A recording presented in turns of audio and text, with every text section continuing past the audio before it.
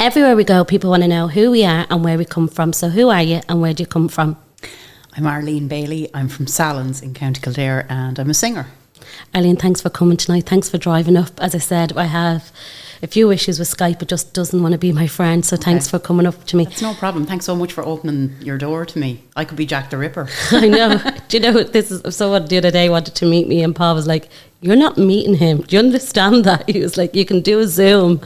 But I just was like, yeah. I was like, yeah, I'll meet you for coffee. Paul was like, no, you won't. Yeah, I think the internet makes the world seem like a much more smaller and kind of safer place nearly in one sense, you know. So we're kind of, he's my friend, she's my friend. You don't know who you could be dealing with. Yeah, so I won't be doing that. And I didn't. I didn't. So that's and I'm fine. I'm not Jack the Ripper. Arlene, tell me, you were you reached out to me on Instagram and then we had a little conversation back and forth. But from the start, you want to tell me about your life in Sallins and then where that took you. Yeah. Born and bred, shall we say, in Sallins.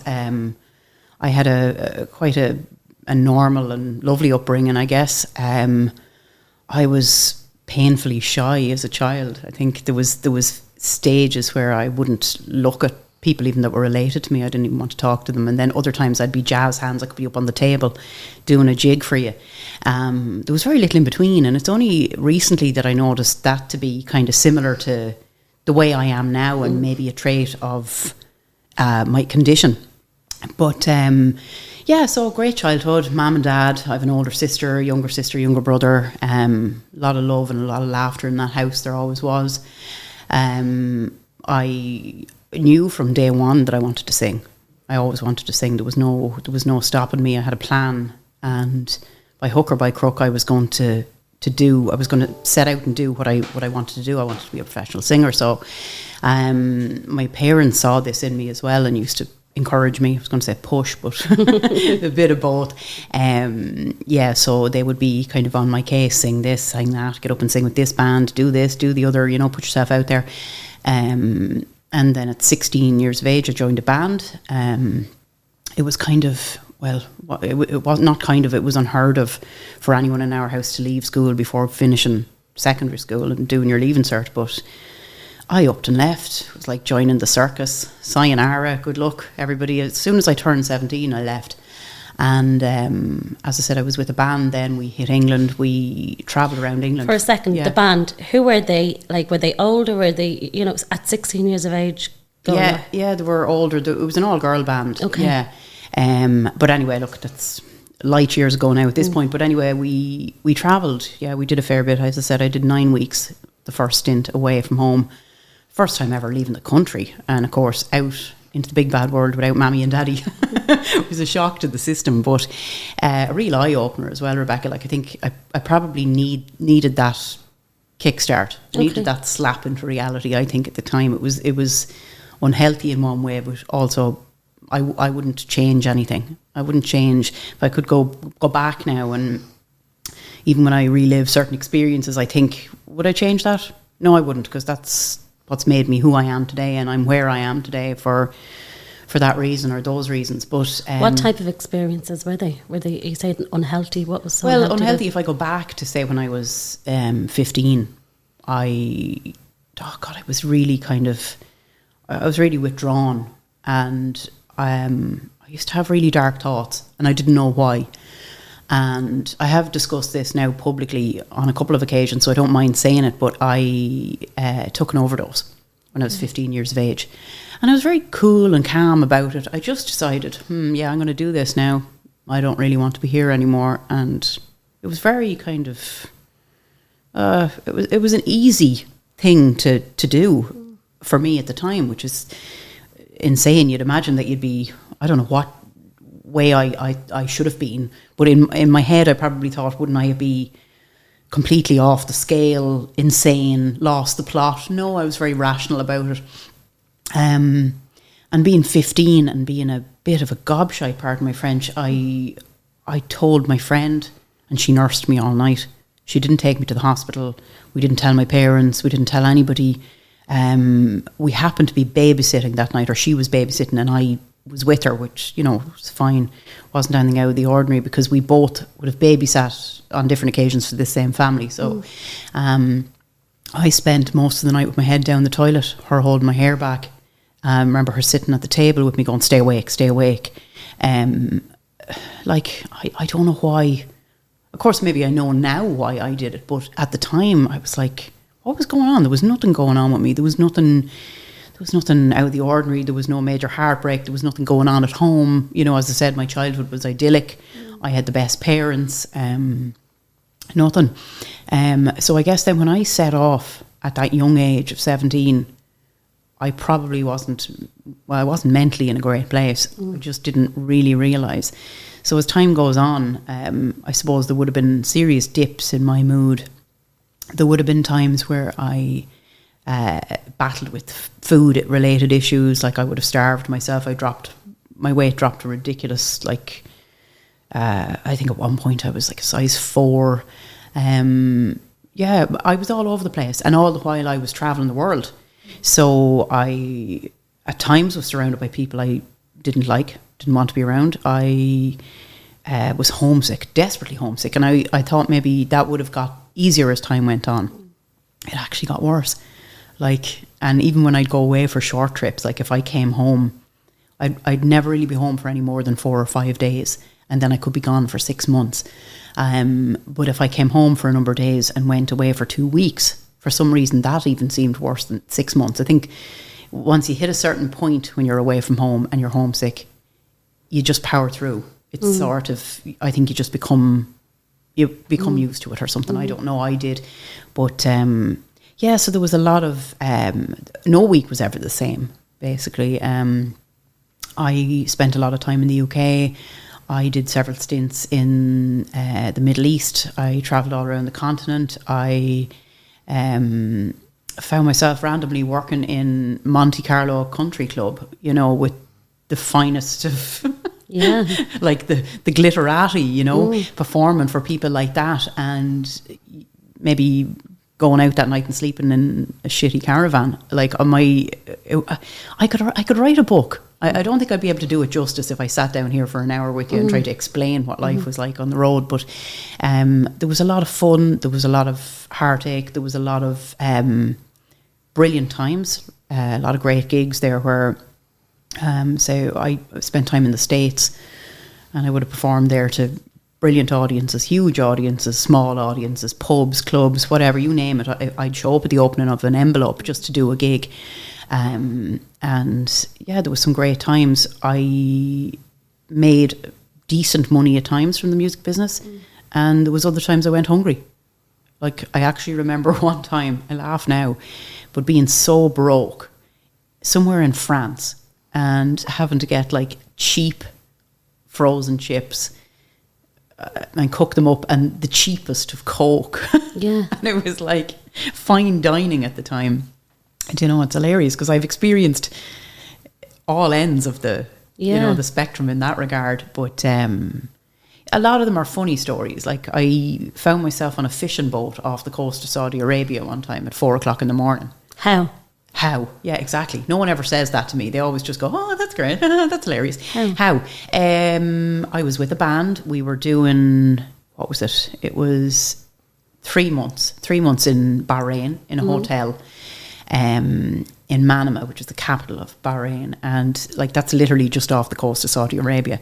So I found the people out there, although you'd be kind of nervous because you didn't have a clue who you were dealing with, they were quite friendly and quite willing to show us around. Oh, come here, we'll show you the island, and get into the back of our car and we'll bring you here. And we'd be like, really? The people were lovely for the most part. I didn't really experience anything nasty out there, but yeah, just some random guy who said, look, let's bring you out here after your gig. We'll have a meal after your gig, and say it was 2 o'clock in the morning, and then this idea of the fishing boat. Let's bring you out there and show you around. It's just outlandish. But actually, on the note of the Middle East, at the time, as I said, that at that point I was with the all-girl band, and we used to wear hot pants on stage. Yeah, I'm about to ask that question. So it would have been like, it was a country band, and it was a brilliant lineup insofar as all the girls played their own instruments. It wasn't like it wasn't like a teeny bopper type thing, legitimate musicians and whatnot. But I looked out into the audience one night, and there was a guy in his full Arab attire. I don't know the correct term for the outfit. And let's put it to you this way, he was having a good time with himself, you know, Jesus. sitting there watching us. And I thought, how come nobody's stopping this? But no, nobody was going to stop him. No one was going to stop that man, you know, having a good time, as I said, in front of a group of women in hot pants. No, it's a man's world, isn't it? You know, especially out there. But I went solo eventually. I spent time in the States. Somewhere along the line, I got engaged to my childhood sweetheart. And again, how? Like, is he still in Ireland? Is he? Yeah, okay. He was. He was my first proper boyfriend, and through all this, I guess he was always at the back of my mind, you know. So we lost contact for a long time because I was traveling. He was doing his thing. I'd come home. We'd get together. We wouldn't. It was on off from the age of like 15 or whatever. But bit of a whirlwind situation there. We got together, and then we were engaged. We had the wedding planned, and then we broke up. And I packed my bags and went to New York, and he packed his bags and went somewhere else in the world. But so did that affect you? Absolutely, of course it did. Yeah. The long story short there with that is we eventually got back together and married, and then divorced after 5 years. So all the while, I know it's all part of my story, I guess. You know, it's not really the main story, but all the while this was going on, you know, there was a mental health issue going on at the back of it. And, you know, I was a ticking time bomb, I think, in a lot of ways, because I was running around the world and I was wired to the moon at times and severely depressed at other times, and didn't realise that I was bipolar. So, so there was a lot of ups and downs. There was a lot of downs. There was a lot of times where I'd find myself curled up on the floor. Now, again, I was homesick. So I'd put it down to that, or I was kind of miserable, or I just didn't want to be wherever I was at the time. But I remember being curled up on the floor, sobbing my heart out, going, like, this isn't normal. There's nothing really that I can pinpoint that's going on. No one has been murdered. Nobody has, you know, hadn't been dealt any terrible blows along the way as such that would have rendered me that depressed. In that time, though, did anyone ever ask what was going on? Like, was there minders? Was there, you know, is there people watching out for you? Was your bandmates? Did they not ask questions? I'm tempted to say no comment on that one. You know, okay. That's okay. You know, I think there's a reason that certain people come into your life, and then there's a reason they leave as well, you know, or that you want them to. But no, and I think as well as that, if I go back to when I was 15, I'm there with my best friend. We're both 15 years of age. I've taken an overdose. There was no adult. There was nobody there to kind of watch over. They were there, but I mean, I didn't tell them. So, you know, there was no sensible grown-up looking at that situation going, we need to get her to the hospital, or this girl needs to speak to somebody, or needs to, you know, whatever it might be, need counselling. And I guess at that time, no, there was nobody really looking out for me. I was looking out for me, Rebecca. It's a different life, isn't it? My brother, he went to the Curragh at 11. He just went to the Curragh. He was sent off there. So I think nowadays, I don't think anyone would let their 16, 17-year-old head off without. No, they wouldn't. You know, it's mad. Yeah, like 11 is a baby. Yeah. And I think of my nephew, he turned 16 2 weeks ago, and I said to my sister, like, I was his age and then a little bit more, and I upped and left. Can you imagine letting him out of the town he lives in? Never mind letting him out of the country. You know, it's, I don't know, she reckons that my mum and dad were mad to let me go. I don't think they were. I think they wouldn't have got a minute's peace if they didn't let me go, because I was, you know, I get a notion in my head and I'm going with it, and that's just it, you know. But did you ever get yourself into a situation while you were travelling that you thought, I'm in big trouble here? In what way? Just when you were travelling around, like you're saying, you found yourself in a fishing boat. Did you find yourself in other situations that you were just like, or aside to that, in your mind, when you're curled up into a ball, is there a point that you're like, I'm in trouble with in my mind, I'm in trouble? yeah, I guess I didn't actually feel any kind of external danger, as you say, when you're talking about the fishing boat situation. That was more outlandish than anything else. But yeah, there was times I didn't trust myself. You know, there was another incident there where I sat on the floor in my bedroom in the house I was rented in Manchester. Now, I had cleaned the entire house because my take on it was, right, I don't want to be here anymore. And if my parents have to come from Ireland to my house now, if I do something drastic, I want the place to be clean. And that's just mad, I know. It's the Irish in us. Isn't it? Yeah, clean the house now and then, just, you know, it'll be grand if anyone has to come in and step over a dead body.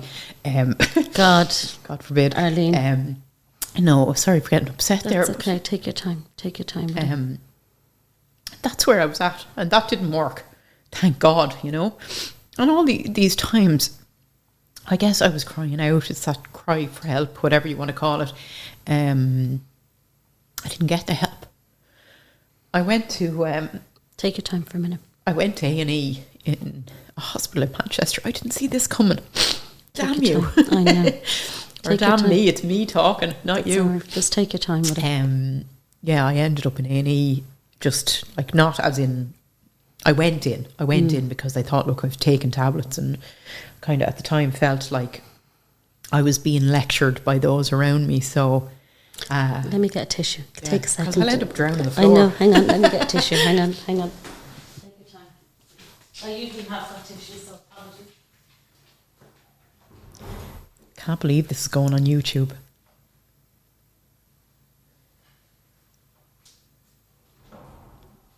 Give you a second to... You're grand. It's like a therapy session, this. No, give me a second to get yourself back. Yeah, the last thing you want is a snivelling mess for the whole thing. No, we all need a minute sometimes, so don't worry about it. Anyway, grand there. Rebecca kicked me under the table and I started crying. But yeah, no, I didn't get the help. I also didn't really look for the help, and I wasn't open to it if it was there, you know. So it took many years before I did go and see a counsellor. I went to see a psychotherapist. I went on antidepressants for a while. It was, yeah, you're depressed, yeah, you're this, or you're nothing, you're just a bit blue, whatever, off you go. My emphasis was always on the low moods, so I guess I never noticed when I was a little high. So I just running on adrenaline, maybe. You're doing all those gigs, so I'd be thinking, look, this is just me, this is me happy, this is me wired. Yeah, I'm up all night, I've decided to clean the house top to bottom at 4 a.m, so what? And that's totally normal. Like talking 90 to the dozen, outlandish ideas, stopping people randomly on the street. That's one I know I still do now. When I'm a little hypomanic, I will stop somebody. And say what? I'll just start to talk to them. I want to talk to everyone I encounter. Hopefully they'll have dogs, because I love dogs. Okay. And that's generally what triggers it. It's like, oh, your dog. Right. So I can write it off as we're talking about the dog, but really I have excess energy that I just need to do something with. But Arlene, I'm going to stop the dishwasher. Hang on. Okay. Talk about it. Jeez. I can hear it in the background. I couldn't hear that. People getting real insight into the house today. Yeah. Sorry, apologies. Go on. Grand. I'll take a mouthful of tea. Take yourself a minute, yeah. The tea is very good in this establishment, might I just add. Good. I love my tea. Tell me, you were saying that you just have to expel this energy, and you do that by... I find that, like, I'd get this idea, and maybe I should just kind of jump forward and then jump back. Yeah, go for to it. where I was diagnosed. I was 40, 41, 42, and I had said to myself, I can't do this anymore. There's definitely something going on. It's more than just I'm depressed. I'm also getting severely agitated when I'm wired. And I just went to my doctor and I said, look, I don't know, is this early menopause or what? Actually, I didn't think it was that. I didn't think it was that because it had been going on, the depression had been going on for so long. But I knew there was an issue. I wanted it resolved. So she referred me to a clinic and I saw a psychiatrist there. And for weeks and weeks of seeing these people. I went to see a few different doctors there and the clinical nurse, and they got me to keep a mood diary. So they would get me to jot down, because I suppose they were seeing things. I was presenting with this kind of list of things, and they were seeing, because they're the experts, something that maybe I wouldn't have been able to identify. So they got me to keep a mood diary. So it would be, okay, how many days are you feeling low, and how many days are you feeling where you've loads of energy and you're doing this, and what are you doing during this time, and what's the time frame between one and the other. And it was kind of hard to keep on top of as well at times, because when I'd be in great form, I'd be like, sure, depression, that's gone, that's a distant memory now, there's nothing, I'm grand, I'm great. In fact, I felt so great one day. I had this notion that I don't need my family members. It's like, sure, if I don't see them again, it's grand. I don't know what sense that made no sense at all, but I just had this notion that I was in such good form that I just didn't need anyone in my life, even those closest to me. I went back to the clinic anyway, and at this point I had been doing my research, because they had mentioned bipolar disorder. So I'd been doing a little reading up on things, and I was like, okay, I tick that box, that makes sense. And then they told me that that's what it was, that's what was going on. Along the way, they had been trying to medicate me, and that was disastrous, because it was either too much of an antidepressant, and then, okay, she's wired to the moon, and that's not right, so let's hit her with an antipsychotic. And sure, like, I was floored. Like, I couldn't, I was like a walking zombie at times on that. And were you in somewhere, like, you know what I mean? You had to go home, and you were doing this at home? Yeah, I was doing this at home, and my boyfriend now, at the time, of course, he was watching all this, and he would watch me get up in the middle of the night, and I'd be whacked out of it on Seroquel, which is the antipsychotic, and I'd be nearly walking into the walls, and I wouldn't be right for half the next day nearly at times. It was very trial and error, and I'm glad now that I'm over that hurdle with it. They tried lithium and everything for me, and between like my weight gain, it just wasn't it. I was all over the place with meds, and then eventually when they finally settled on a diagnosis of bipolar 2, they said, okay, this is what we'll do now, we'll go forward with these meds. And thankfully there hasn't been an issue with the medication. I think I'm on a relatively enough even keel.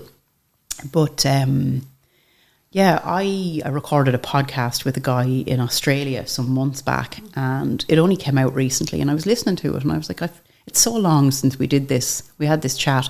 I don't even know what we discussed. But I was very upbeat, and I chatting away to him, and I said, I have to tell you, I'm in a very low place right now, but I'm a master of disguise, and I managed to hide it.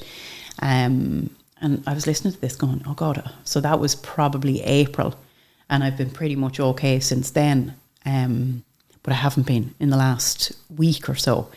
It was probably about a week ago, I was starting to get really agitated, and I don't see these things coming. I see neither one or the other. You think I'd be used to it by now, but all of a sudden it's on top of me, and it's like you've been hitting the head with a mallet or something.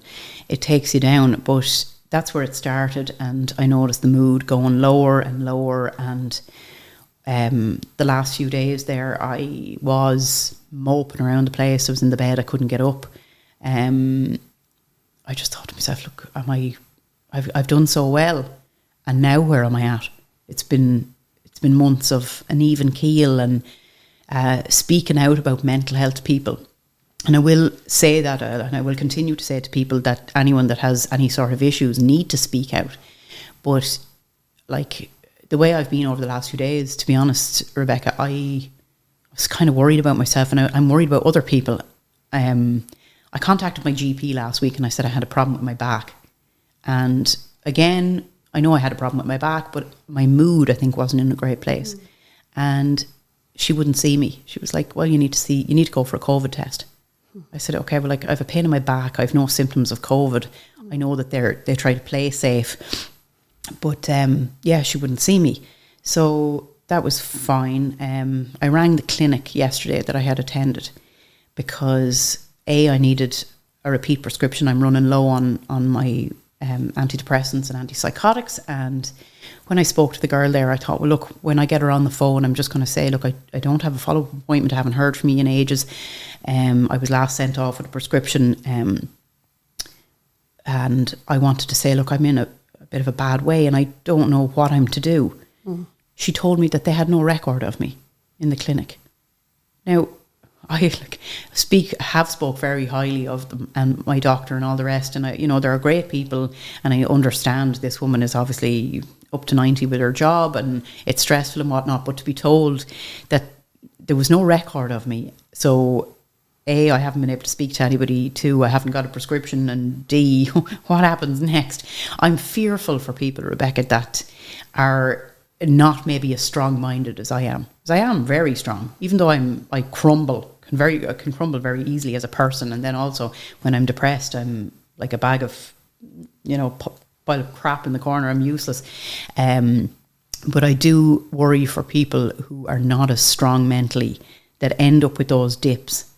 And say, for example, somebody who wasn't strong-minded, couldn't get their doctor, rang a clinic looking for a repeat prescription or in the hopes of maybe speaking to somebody, and we're told, sorry, we don't know. Are you with us? Or are you not with us? We don't have you on file. She couldn't put her hand to my chart. So I was like, okay, fine. There's no middle ground from there. Because if I'm sent off with a follow-up appointment card, on the back it says, in the case of an emergency, contact Lakeview in Naas Hospital. So that's a psychiatric unit. So am I to present myself at the door of a psychiatric unit? Or am I to sit at home and be left to my own devices? Do you understand? It's like, I'm okay with that, and I'm okay now because I seem to have pulled myself, or I am pulling myself out of the funk. But what about people who can't? They maybe feel, like I'm not going to get somebody on the other end of the line. If I ring a clinic, I'm not going to be as dramatic as to go into the hospital and say, take me now, I don't know what to do with myself. But is it dramatic? Is it? No, it's not. But there'll be people out there who will feel like they're a burden, or they'll feel like their problems aren't great enough. Or, for me, say, if I think back to food issues that I would have had, I could never put a title on it. Could I have called myself anorexic? Not really. I wouldn't have called myself bulimic because I wouldn't make myself sick. But I had an unhealthy relationship with food. I would deprive myself. I'd over-exercise. I couldn't put a title on that. So therefore, I felt I couldn't go to somebody and say, I'm an anorexic. Now, there's a label.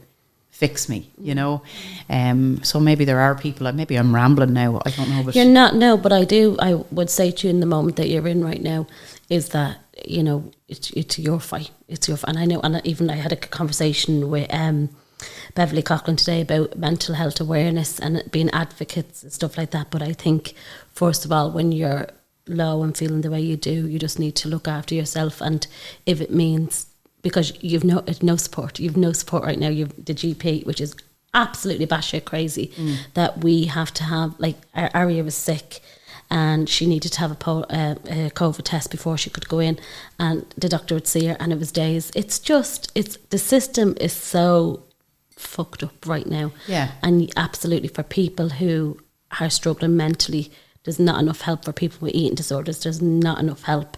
But when you're feeling the way you feel right now, and you just need to look after number one and make sure that you're okay. Yeah. That's the main thing. Yeah. I know you're saying you're strong, but that's what you need to do.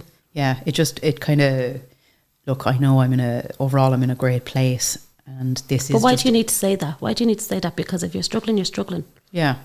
Well, because I see it as a dip. It's a speed bump or something along the way. Yeah. And I know that overall I'm in a good place. But I have to force myself, like the things I had to do to actually try and make myself feel better. Like I was lying in bed, I was lying around for days. And surprisingly, this low was very short in comparison. Overall, it was probably about no more than 5 days. It can sometimes go on for 2 weeks, or it used to. But I woke up on, what day are we today? Tuesday.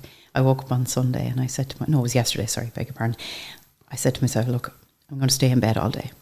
Then I said, no, do you know what? You're not going to do that because you have dogs downstairs that need to be let out. So just go as far as the kitchen. And if you do nothing after that, then isn't that progress?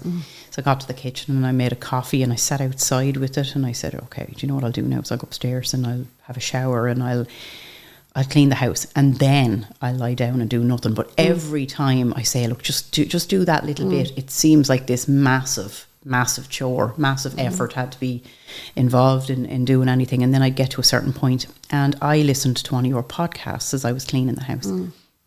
And we discussed this earlier.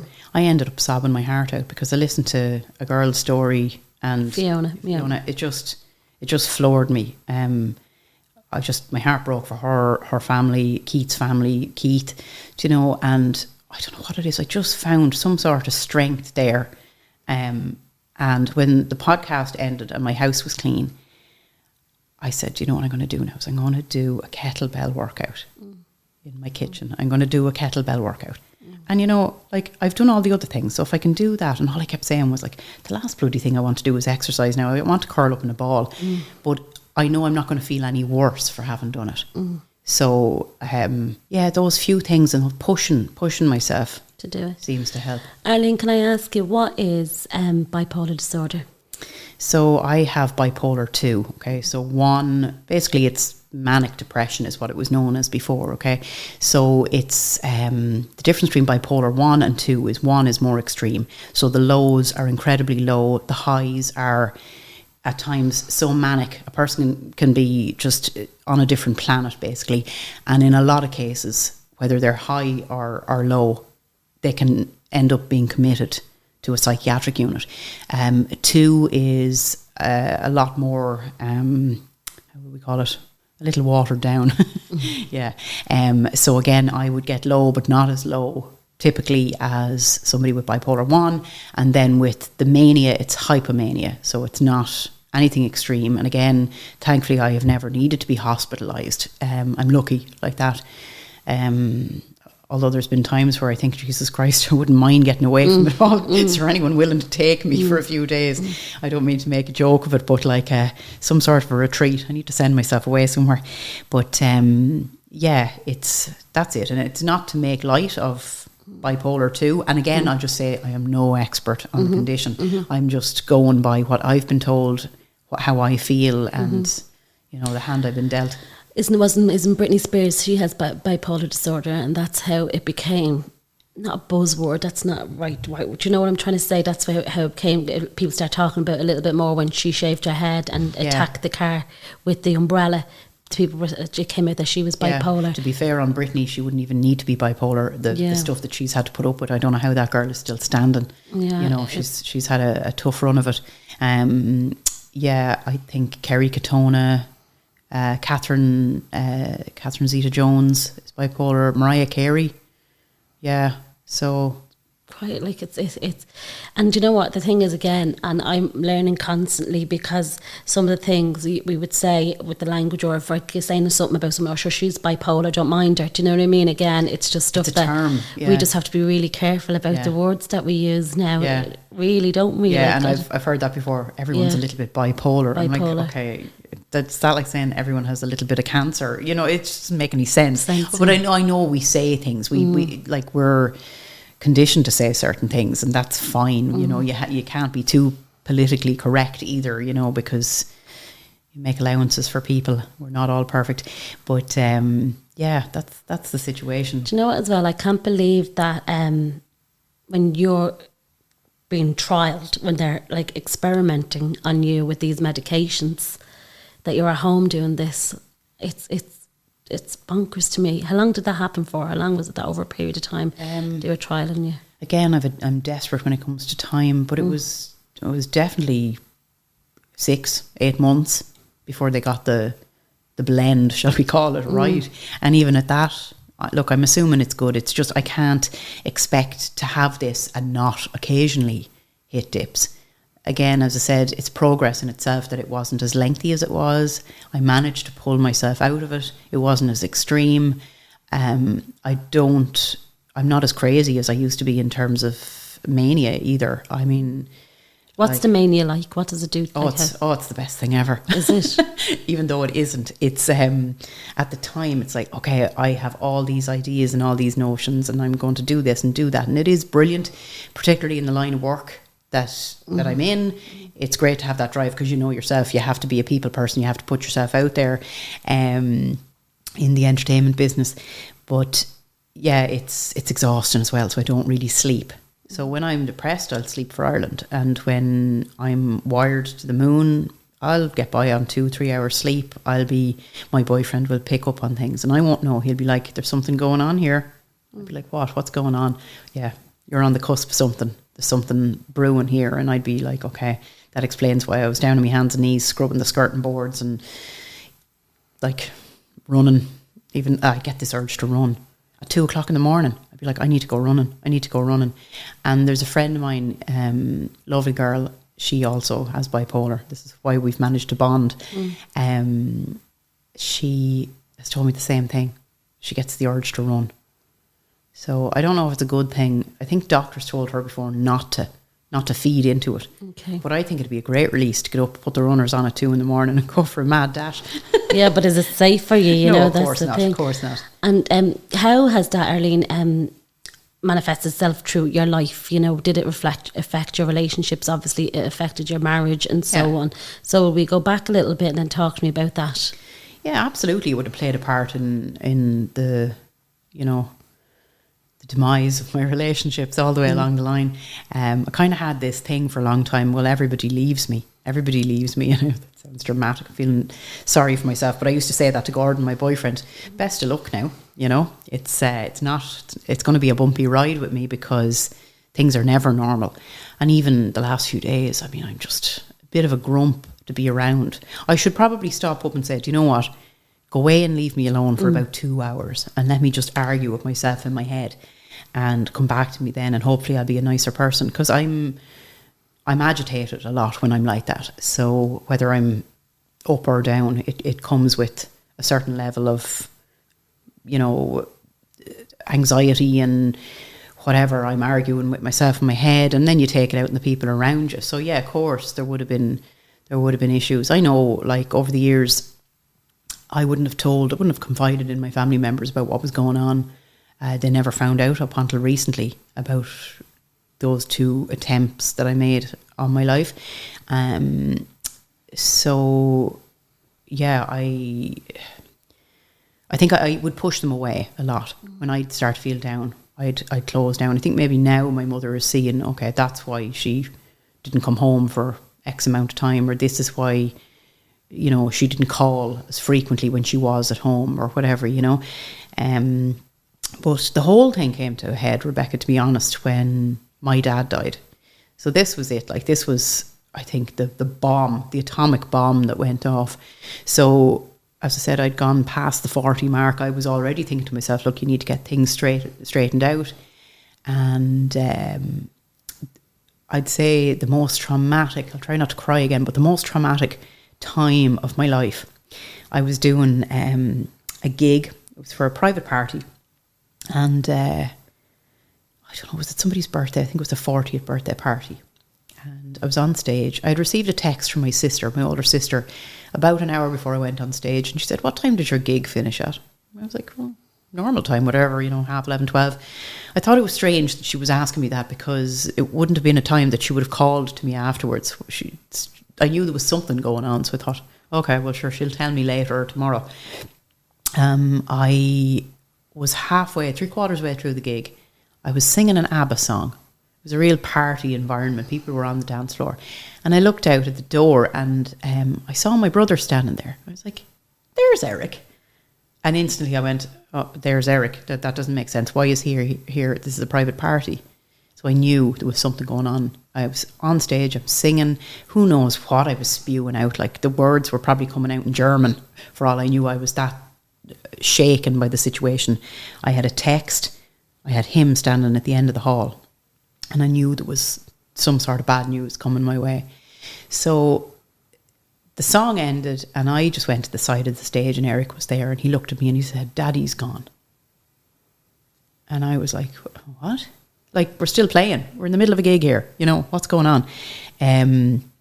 Completely and utterly out of the blue. My father wasn't sick. He, you know, we didn't have any time to get our heads around this. He had literally, now look, there had been warning signs. Again, we've a family history of heart problems on his side, and a number of months beforehand, he'd said he'd felt unwell, went to the doctor, and the doctor said, look, you've had a stroke. You've had a mini stroke somewhere along the line. That's your wake-up call now to cop onto yourself. I actually remember going to my dad, making an appointment with the doctor, pulling up outside the house and nearly grabbing him by the scruff of the neck to get into the car. I've made a doctor's appointment for you now, and you said you weren't feeling well. What are you talking about? Typical stubborn man. He wouldn't go to the doctor. He went a week later. That's when he was told about the stroke. And I kind of felt myself going, told you so, you know. As you do. But look, he was one of those people that would rather sweep everything under the carpet when it came to health for fear that he was going to be told something bad. So it was a case of, I'll just leave everything, and if I'm feeling this pain or unwell in some way, shape or form, sure, I'll just get on with it, say nothing until the day I die, you know, for fear that I'm told you have to be bedridden for 6 months with some sort of, you know, illness. My father he said himself, he watched his brother-in-law die from a brain tumour, and he said to my mum, look, if that ever happens to me, like, put a bullet in my head. I don't. So many people say it's crazy how many men and women now saying it. I've heard it from women as well. Just don't leave me like that. Don't leave me like that. Yeah. So what did you do that night? I was kind of surprised at my reaction. Like, I was very calm, but I was very put out, Rebecca. I was like, this isn't what we had planned for. No, I know this sounds ridiculous. I went into Naas Hospital and I had a big pissed off face on me. I was like, no. Did you leave the gig straight away? I literally turned to Gordon, my boyfriend who plays with me, and I said, look, Daddy's dead. And I remember him looking like he wanted to pick the guitar up and just fling it across the room. He was so stunned. Again, it was just, he was there. He was out for dinner with my mum and my sister and my brother-in-law. And a couple of hours later, he was dead, you know. So it was, it was just unexpected. By the time I got to the hospital, everyone was there. His brothers, my sisters, my brother actually and his wife brought me to the hospital. And again, I walked in, I saw him lying in the bed, and I was like he was still, I think, he seemed warm at that point. I was like, what the hell? So surreal, you know. I turned around, I looked in the mirror, and I was washing my face, and because my stage makeup was all over the place, and I'm there in like some sort of a stupid looking glitzy dress, just like disco diva, and everyone else is standing in the hospital room around a dead body. It's like, no, just so. This is what I say to people. It's like, you could worry about somebody, you could worry about your grandparents or, you know, whoever, somebody that's vulnerable or sick or whatever in your family, and you're constantly thinking, oh, I hope they're going to be okay. But it's the person that you're not expecting on the day you least expect it. It's the phone call on a random Tuesday. It's the, as I said, in the middle of a gig. I mean, like, what were the chances that I would be up on stage after all those years that Daddy pushed me literally onto the stage to sing with bands? Why was I told then, you know, and I don't know, I just had so many questions around the whole thing. But that was it. That was as I said, the bomb that went off. And with that, like, yeah, I decided I have to sort myself out. I think somewhere along the line after that, I may have lost the plot. I do remember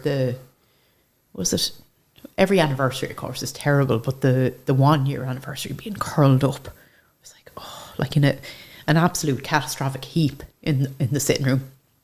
And I said, no, I have to. I know that antidepressants don't solve all your problems. They don't cure grief. You have to go through that. But when there was other problems going on, and whether it was my heart or my head, I took it as, you know, as a sign that, look, there's somebody who didn't take responsibility for his health. Well, I'm going to take responsibility for mine going forward, and I'm going to live as healthy and as happy a life as I can, you know, from that point on. Do you know, I got my heart checked out. I got my head checked out. I got everything checked out and we're very much like that now as a family. We speak out about things when there's something going on. Particularly me and my older sister, we talk about everything because we don't want to do the whole head in the sand kind of thing. If my father had took his head out of the sand, he could be with us now, you know. So, yeah, I think that was a major turning point. And again, it probably really, I think it pushed me over the edge as well, to a point that I thought, I'm not going any further. I have to seek help now.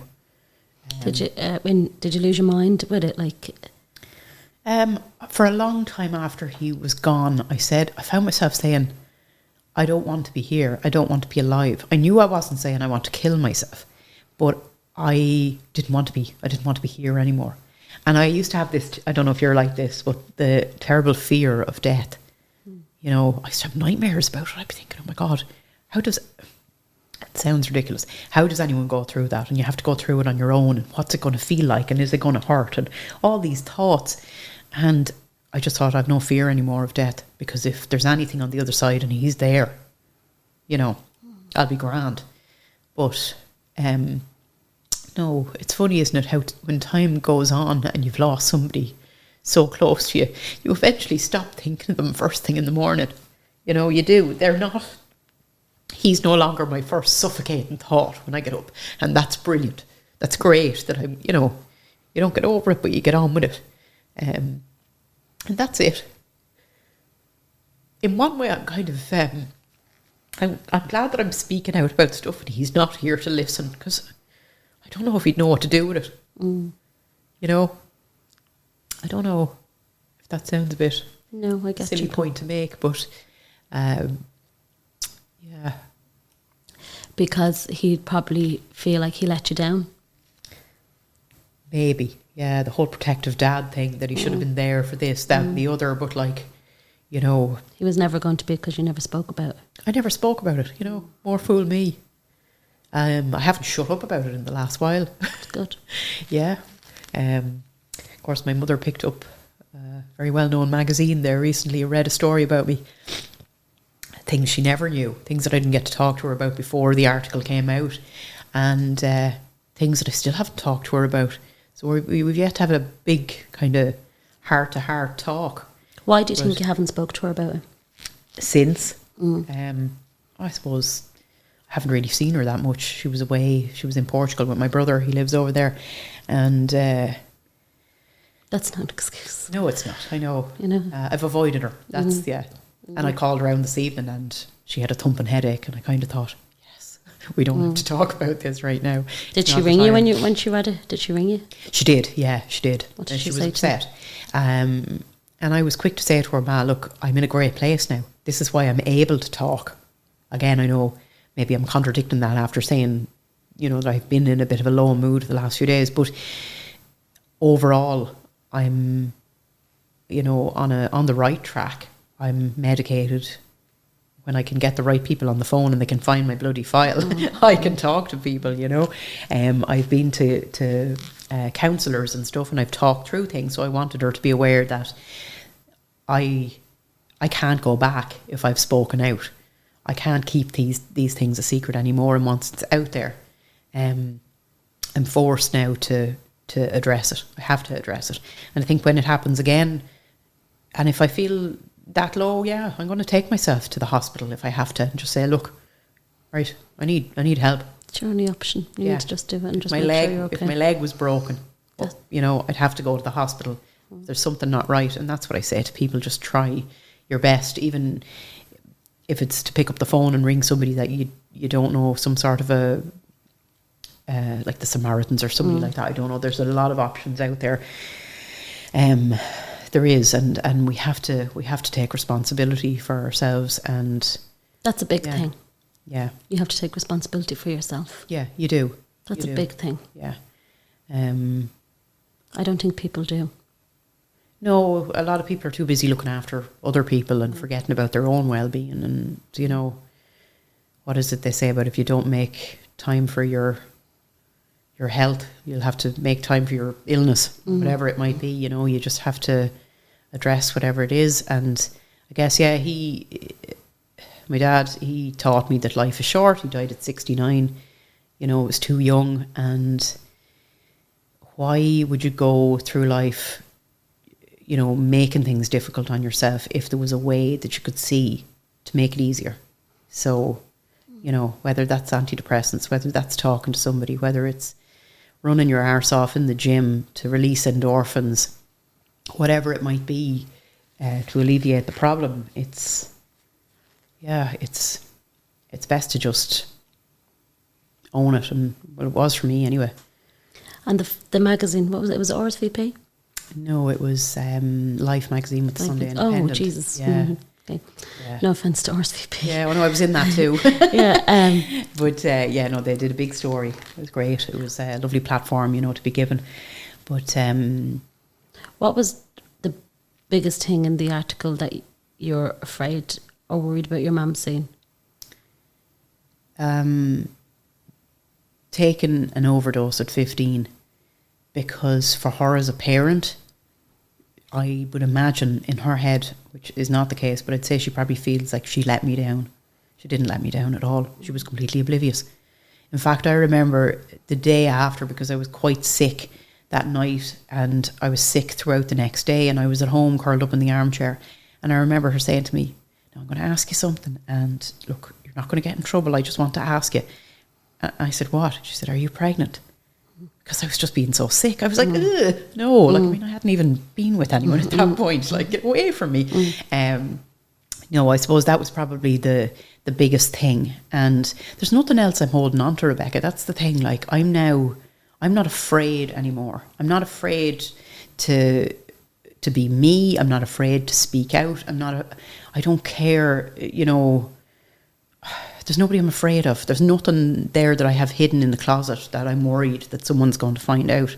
Like, I've owned my story, and I'm just, yeah. And I think if my mother's okay with it, with things, once we get her kind of all right with, or her head around certain things, and she understands that I'm here and I'm for the most part happy and whatnot, then I don't care. I don't care about anything else. I'll continue to speak, and I'll continue to, as long as I don't let myself down as well. You know that I. Why do you think you'd let yourself down? I always had this thing that, like, you know, you get kind of scolded by your parents. It's like if they're disappointed in you. I thought that was the worst feeling ever. I'd rather, like, they ate the head off me for something, but to hear that they were disappointed in me always kind of stuck with me. So I think that's the thing. I want to kind of carry myself and tell my story and just not let myself down, and hopefully help other people, you know. And it will. Yeah, here's hoping. I actually, yesterday morning, I thought to myself, how am I going to come up to this woman's house and sit in front of her and talk? How am I going to actually get in the car and get there? Someone's going to have to bring me. Like, I'm going to have to be carried there and put in front of this woman, and I'm not going to be able to say anything to you. And it just comes out. I think the reason I started crying here is because this face-to-face thing, it's like a therapy session. God damn you. You have some sort of a knack, you know. I'm told that all the time. Yeah. I was away even the weekend, and I was like, and they were like, "Rebecca, please don't podcast me, please." Yeah. And I was like, "I won't, I'm walking away, But take it back to me for about being in the industry. That must have been a really, not scary, because you probably didn't realise it was scary because you're manic. But more the pressure and the stress in that industry to remain relevant even when you left the band, and as you get older, as an older woman in her 40s, to stay relevant in that game, it must be very difficult. Oh, of course it is. You know how hard it is to be a woman anyway. At the best of times, you're worried about, I heard Deirdre O'Kane say she doesn't mind getting older, but she's worried about her face hitting the floor or falling into the sea. We have our own set of concerns, you know, and appearance is one of them, because, like, in the entertainment industry, you have to look a certain way. I suppose you don't have to look a certain way, but there was pressure on me. And when I was younger, I would have been subjected to comments from people in an audience at times, you know, you're the fattest one in the band. Like, I was tiny, size 8 at the time. I was a straight up and down teenager. you know, you'd be subjected, you put yourself up there and out there for people to scrutinise. And I can only imagine how difficult it is for well-known celebrities who are on the front pages of magazines. Look at the weight she's put on, look at the weight she's lost, look at her stuff in her face, look at her, you know, look at her there with no makeup on. So I felt that because, as I said, like, I would wear, at the time, skimpy outfits on stage, so you are being watched head to toe. And what did you think of Little Mix? My dad rang me and he said to me, you need to sit down with the girls. And I said, and he said, watch this programme. He said, it's a girl, she was in a band, her name is Jessie, and she's from, he said, little something, you know. And he didn't know who she was, he just seen the documentary. And he said, by God, Rebecca, he said, that scared the living life out of me. The fact that the abuse she was getting and how she felt, and even her own band members were apparently part of that as well. Right. The only thing that got me with them, and I know very little about her story, I have seen clips and stuff, but I sound like an owl one here, but like the overly sexualised look that those girls would have in videos and on stage, I don't know if it's good for them, who's actually promoting that, and why are they subjecting it on young kids? I don't know. That's just my opinion. I kind of think, and that's veering off somewhere else there, but I don't know. Yeah, look, it's desperate for that girl if she was subjected to stuff like that. She's there half naked, whether it was her weight or her face or whatever it was. These trolls latch onto things, and you know, as I said, I feel very sorry, desperately sorry for girls that are women that are subjected to that on a more public scale. Like, I've got a private message to me. I've been called every name under the sun. I've been sent dick pics. It's like, you know, sure, you're there, and you know, what is that like to get dick pic? I never got one. It's wonderful, Rebecca. You know, I've never had one. Thank God. Don't send me any thanks. What do they want me to do? Like, print it out and shove it up my, like, what the hell? You know, it's like, thanks. It's not attractive to look at ever. And jog on there. No, that's eased off a lot now. The last little while, thank God, the joys of not being single. How did you meet Gordon? How did I meet Gordon? He is a sound engineer and guitar player, and we had moved in similar circles. And I remember I'd always known the name. And he was doing sound for me at a gig one time. There was a couple of different acts on, and I was late I didn't make it to the sound check. So I literally ran in, and when it was time for me to go on stage, I went on, and he was there in the sound booth, and he was with another guy, a friend of his, who also does lights with him. And I thought, what's going on up there with the two of them? They look like they're having great crack. So in the theatre that night, I had got up and I'd done a couple of songs, and there was a few other, as I said, acts performing that night.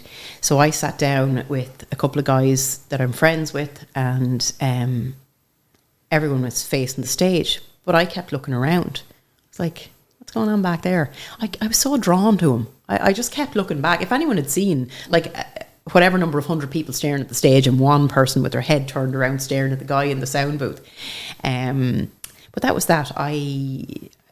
We didn't cross paths for a while then. We ended up doing some Christmas shows together. So there was a band that wanted a female singer just for their Christmas shows in December. And I wasn't really in the habit of doing this whole depping thing. I didn't really enjoy it, but I just thought, you know, whatever, sure, Gordon Turner's in the band and he's meant to be great crack, so I'll get to know him. And I did. I had good fun with him. I found him really easygoing.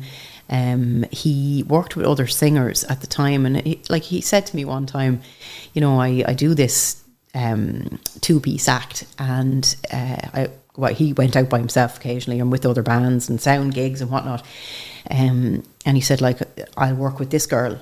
She'll come from Dublin, and then there might be other gigs that are kind of Carlow based, and this other singer will accompany me then. And I said, would you just give me all the work? And he was like, yeah, okay. And it went from there, and we just, we started gigging, and we became really, really good friends. And I think that was the basis. That's a real kind of basis for a strong relationship, to have that friendship, to have the crack. Like, he is most definitely my best friend. Like, we laugh at the stupidest of things, and we've the same ridiculous sense of humour. But again, he has the patience of a saint because he has seen me unmedicated. He has seen me on the floor. He's seen me like wired to the moon. He's seen me on the wrong kind of medication, and he's consistent and he's there, and he hasn't let me down, and it doesn't look like he's going anywhere anytime soon, which is brilliant because all the rest fecked off, you know. And that's really important, isn't it? Yeah. That he's seen you every which way. Yeah, and he was there for me when Daddy died as well. Like he really was by my side. You know, he was just brilliant. He's a great lad. And we formed the band. So it's rare to meet somebody who has, well, I've never met anyone who has my interest at heart as much as he does. So in terms of moving forward musically, my interests are his interests and his interests are mine, and you know what I mean. We work really well. Wow. So, do you know, you just like that said that, like, you know, so he had your interests at heart. It's really important to find someone, yeah, like that has your interests, and so bloody rare. Yeah, like, and to come out of a marriage as well, and to go through divorce, and like to find somebody. So I don't mean this wrong, and Jesus, if he's listening to this, he'll be like, yeah, I'm deadly, haven't I? No, but he's so perfect for me. He's not perfect, and I'm not perfect, but we're perfect for one another. And we formed the band, and we decided, you know what, this is your baby, Arlene. Like, we'd done all these gigs where it would be pub gigs, and it would be weddings, and it would be funerals, and all sorts of shows and gigs and whatever. He helped form that band for me. He rounded up musicians, and musicians that were brilliant, and musicians that we could trust and work with.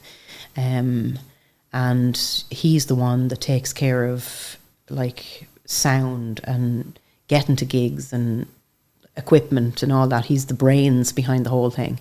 You know, I'm the face and he's the arse, basically. Say the same about my pal, but I wouldn't give him that much. You kill me after this. Tell me this: what was the big highlight in your life, and then what was one of the lowest points in your life, other than what you've already spoke to me about in your career, even? Highlights. I suppose one of the greatest moments in my life was in the first time I went to Nashville. I recorded an album there. Wow. And that was grand, that was fine. It was a small scale kind of situation, but I went a second time and recorded a second album, and this time I had a serious lineup of musicians. Like, it was a bit kind of, first time round it was kind of in the back of a garage sort of a recording setup, but hey, we could stick a Nashville label on some of the songs. Some of the album was recorded in the UK as well, but anyway, the second album was exclusively recorded in Nashville, and I had musicians with me that were like, the guy that produced the album was Willie Nelson's keyboard player. Okay. A guy that played guitar worked with Keith Urban. Somebody else had written songs for huge names. Like, we're talking, like, I sat there with my mouth open. I felt like, you know, who am I? Like, small town girl, you know what I mean? Sitting amongst these people that were just, you know, just amazing when it came to music. And they had a totally different setup there as well compared to, like, the way we record here and the way we record in the UK and whatever. It's all number based out there, and it's just play the song there. Like, I brought the song Carrick Fergus out to them, the Irish song, and they'd never heard it, and they were like, okay, that's nice. And then they turned it into some big, I don't know what, massive production with fiddles and pedal steel, and I sat there in awe, and every 5 minutes I was up and down and out to ring my mother. I mean, like, I can't believe this. Like, I can't believe that I'm in, like, to other people this may sound ridiculous, but because they were kind of the royalty of musicians, as far as I could see, in Nashville, you know, so you're not going to get any better than somebody who played keyboards for Willie Nelson. Absolutely. That's playing keyboards for me on my album. So I kept going out and ringing her, going, like, pinch me. This is just amazing. Like, it was amazing. Probably one of the lowest points that I remember then, just while you ask that, would be jumping back now a few years when my ex-husband and I, as I said, we were engaged for a period of time, and then we broke up. And one thing led to another, and I found myself standing outside my mother and father's house, because I had to leave his house, with all my stuff in black bags because I may have had a suitcase, but everything else was in black bags. And I stood at the door with my mother, and it was New Year's Eve. And I just said to her, like, this is nearly laughable. Like, this can't get any worse. I'm now, well, not homeless, because I always had my mum and dad's to go to if I needed to. And I had some sort of a base in the UK. But I was standing there going, on New Year's Eve, when I thought I had all this ahead of me, this amazing future and this wedding booked, and this has gone tits up, pardon my French. And I went to Belfast. I drove to Belfast, and I got on a ferry to Scotland, and I played that night, New Year's Eve. And I remember singing stupid things like I Will Survive, and like nearly snotting and bawling through the whole thing, singing Old Lang Syne, going, there goes that year. What's ahead of me the next year? Like, and I got my SIM card out of my phone, and I just flung it out the window as I actually was on the way when I was driving to Belfast. And they didn't hear from me for 3 months. I didn't come home. 4 months maybe. I couldn't cope. I was like, what the hell? Like, my life just took a total about turn. And in one way I could see the humour in it. As I said, when I stood there with everything in black bags going, like the last day of whatever year it was, going like, what the hell? And why did the relationship break down? Was it your illness, or? It was, I try to be diplomatic about this. I suppose, as I said to the girl that interviewed me for Life magazine, I had my problems and he had his. So together, like, it wasn't, even though we were madly in love with one another, you know, and I did see a future with him. I had hoped that that's where it was going to go, but it didn't. And ultimately we were probably better off away from one another, you know, which was sad. But and when you got your diagnosis, did you reach out to him? No, I didn't. I closed that door a long time ago, and I suppose there had been a couple of attempts along the way, maybe where he tried to reach out to me and I tried to reach, but it was never right. I think we were, the only time I actually tried to reach out to him was to try and sort out our divorce. So that was it. But look, do you know, I wish the lad all the best in the world, and I'm hoping that he's doing well. And, you know, I don't know the person anymore. It's funny, you know, it's like, as the song goes, now you're just somebody that I used to know. It's just one of those things, and one of those times in your life. And people get together and sometimes it doesn't work out. Nobody's died. It happens. And I'm so grateful that I have such a healthy relationship now, you know, that I can kind of just, and I think, you know, you're over somebody when you can actually, when you don't feel any, you don't hold grudges, and you just think, best of luck with whatever you do, you know. And when you did the Life magazine piece, was there any negativity at all from any family members or friends? No, not at all, not at all. I found it strange, though. I started to nearly feel uncomfortable with all the people saying I was so brave, because I was like, I didn't quite get it. I didn't get it. And look, I suppose I was brave. I was. But I guess I wanted people to read it, but I kind of didn't really want anyone to say much to me about it, other than to celebrate the fact that it was a bit of publicity and it was hopefully something that would help other people. So I kind of didn't really want to attract all that much attention with it. I kind of wanted other people to take a look and say, okay, maybe a family member of mine, you know, is unwell and I see similarities, or somebody else is reading it going, yeah, I need to get help. There's help out there. I need to go look for it. I was just genuinely hoping to help other people. Maybe in my own little selfish way, it was a bit of therapy for me, you know, like this is. I'll go home tonight now and I'll feel like I've been steamrolled, because I will feel like I've had a therapy session, because it can be exhausting to talk, but in another sense, it's great. It's great to let it out. You know? What are you going to do now? What are we going to do? What are we going to do? What are you going to do, Arlene?